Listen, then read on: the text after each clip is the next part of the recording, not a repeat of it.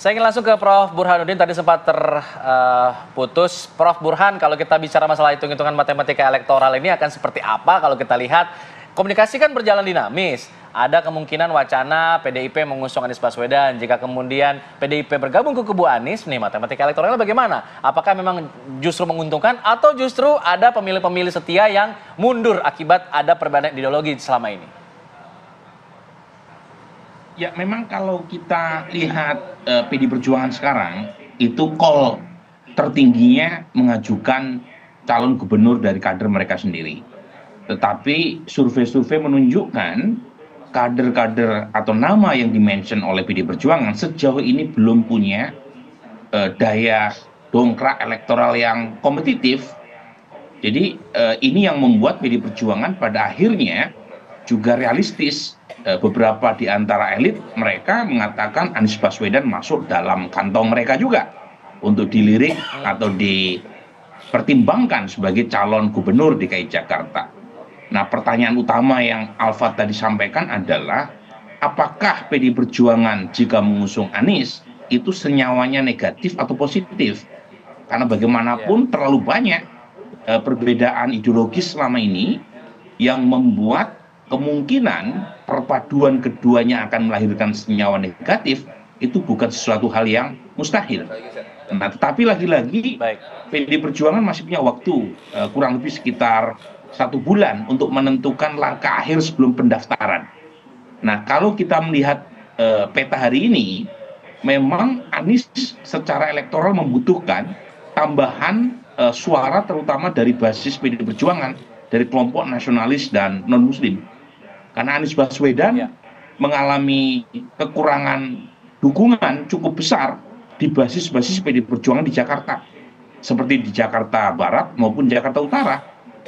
Tetapi lagi-lagi secara empirik perlu diuji. Apakah perpaduan ini akan menimbulkan tambahan suara buat Anies, ataukah justru senyawanya negatif? Dan yang kedua, nah ini yang penting juga untuk ditanyakan kepada Mas Seno ataupun Mas Riza Patria atau pada Anies Baswedan, apakah dukungan PD Perjuangan itu mensyaratkan kader PD Perjuangan untuk dipinang sebagai cawagup Anies? Itu juga pertanyaan penting, karena PKS sejauh ini sudah memutuskan untuk menjodohkan Anies dengan Sohibul Iman. Nah, apakah PD Perjuangan ikhlas memberikan dukungan tanpa meminta syarat cawagup? Ini kan hal yang sampai sekarang belum tuntas, terutama di tingkat elit partai-partai dalam konteks pencalonan di Jakarta. Baik, Prof. Burhan. Saya mau ke Bang Billy dulu. Bang Billy David sudah hadir pagi hari ini, juru bicara dari Anies Baswedan. Selamat pagi, Bang Billy. Pagi. Ini berbicara mengenai, anggaplah proposal untuk pertemuan antara Anies dan juga Bapak Prabowo Subianto. Nah, ini sebenarnya banyak yang bertanya-tanya, sebenarnya tujuannya apa sih? Niatnya apa sih? Apakah juga tujuannya ada ujung-ujungnya meminta restu dari presiden terpilih dan juga mendulang suara nantinya mendapat dukungan atau gimana? Ya, tentu yang perlu diingat adalah pesan persatuan tentu ya. Bagaimana ketika pasca Pilpres mungkin belum pernah punya kesempatan, bahkan kalau ditarik mundur lagi setelah Pak Anies selesai menjabat di DKI Jakarta pun mungkin secara personal belum mendapatkan kesempatan untuk bertemu Prabowo. Jadi selain pesan persatuan tentu kita berbicara tentang silaturahmi. Dan tentu ketika pesan itu ditampilkan, simbol itu ditampilkan kepada publik, tentu kita berharap bahwa dengan kedua tokoh ini bertemu bisa meminimalisir polarisasi mungkin dan yang kedua kita juga ingin menyambut pilkada dengan hangat. Bagaimana calon kepala daerah bertemu dengan pemimpin nasional yang sudah terpilih dalam hal ini Pak Prabowo. Sehingga ketika dua orang ini bertemu dan tentu kami dari pihak Pak Anies Baswedan dan juga mendengar ya sambutan baik dari pihak Gerindra yang disampaikan oleh Bang Habib juga tentu ini yang sebuah hal yang positif. Dan saya rasa juga dalam waktu dekat hal itu bisa terwujud, dan kalau itu bisa terwujud tentu akan menjadi Tapi agendanya apa sih Bang? Apa yang kira-kira dibahas? Boleh di-spill nggak? Soalnya kan nggak mungkin dong dua tokoh bangsa bertemu nggak bahas hal-hal yang cukup krusial di situ. Ya, kalau agenda politik pasti akan dibahas, terutama tentang Pilkada Jakarta ya. Tapi tentu tadi itu pesan yang persatuan silaturahmi itu akan jadi lebih penting ya. Bagaimana mungkin selama ini informasi simpang siur, bagaimana hubungan keduanya retak, itu mungkin bisa diperbaiki dari situ. Dan tentu kalau kita ingat lagi kan sebenarnya hubungan Pak Prabowo dan Pak Anies ini baik-baik saja, dan justru dari 2017 saya bisa katakan hubungan yang harmonis karena mereka keduanya saling berkomunikasi intens, dan saya rasa juga di jalur-jalur personal hubungan itu tetap terjalin dengan baik, terutama Yang saya dengan tangkap elit-elit berarti di Partai Gerindra. sejauh ini tidak ada embel-embel akan meminta dukungan atau meminta restu dari Pak Prabowo, hanya sebatas persatuan saja.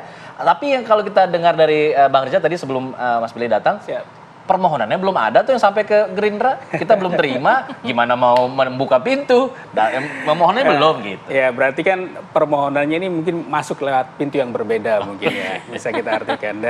Dan juga dengan dinamika politik, apalagi PKB dan PKS yang sudah menyatakan sikap, tentu kan juga akan menjadi pembahasan pastinya ya.